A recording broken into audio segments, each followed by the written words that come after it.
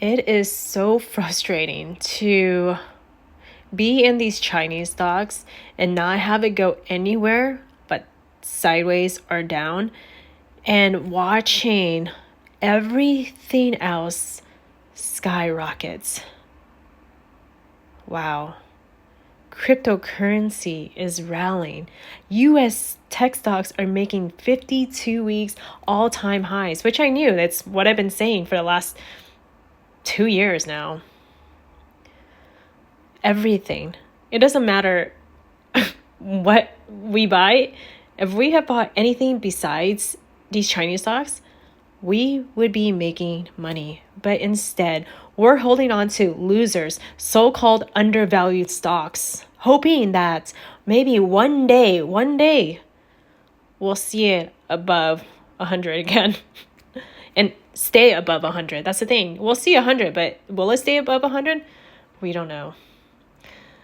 So the last time, the reason why it rallied even to 117 was because of the so-called stimulus. Wow, what a disappointment, right? Which I figured every news that comes out, every event that comes out, it's just been disappointing.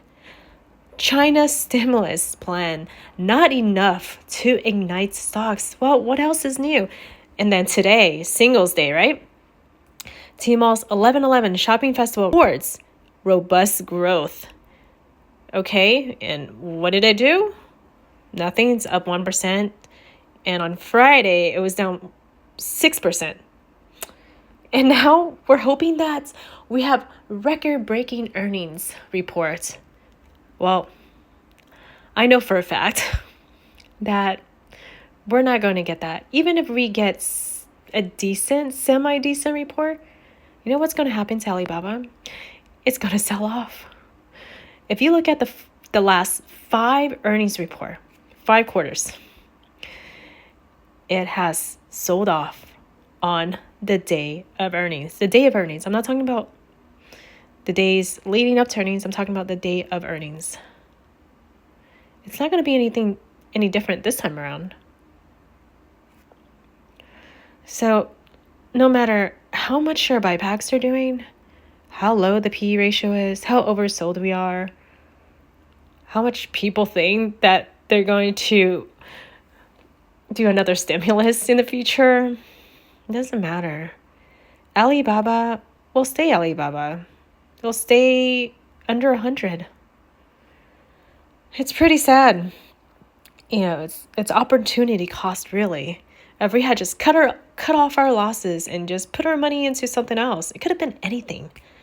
You know, I was so bullish on Palantir.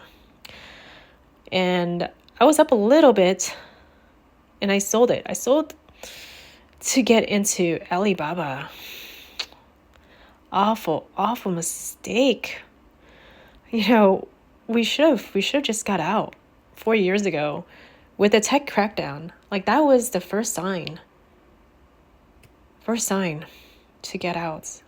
It's been a nightmare, and I don't know how people can be in these stocks. Right now, it is 95, and we still have a gap here. Remember what I said when I went up above 110, that these gaps are going to get filled.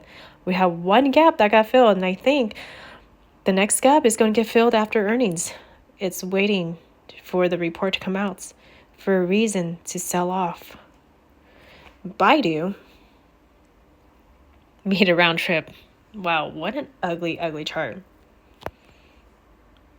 PDD. Getting there, right?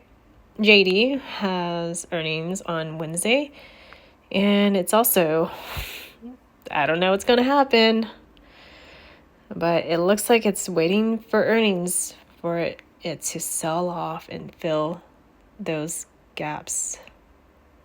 Like I said, no matter what event, just remember, buy the rumor. The rumor was a huge bazooka stimulus, and then sell it the day before the event. So, like, we have earnings, and these options are inflated. Look at this. 76% implied volatility. usually they're around 40%. So, you know, a big move is coming. And if the stock, even if the stock moves a little bit, you're barely gonna make any money.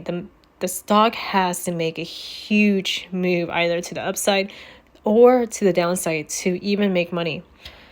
So you can see here, we got the 90 strike puts, 1700, volume traded, the 85 strike puts, 1900.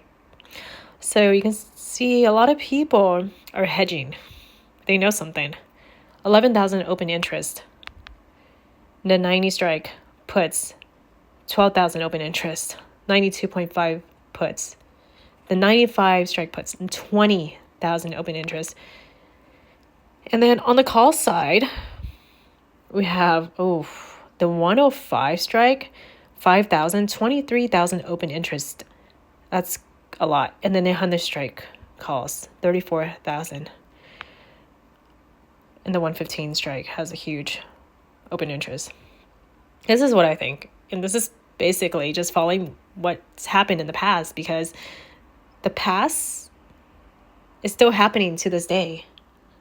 Nothing has really changed.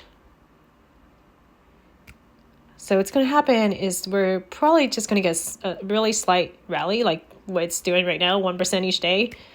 And then on Friday, just like last Friday, it's going to have a huge sell-off. I hope I'm wrong. I mean, I would love for Alibaba to go back up to 150. We have not seen 150. I don't even know when. When was the last time we saw 150?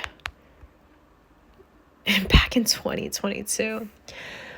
Oh, this is such a nightmare. Palantir, SoFi, everything that you can name is up. Dogecoin, Shiba Inu, wow.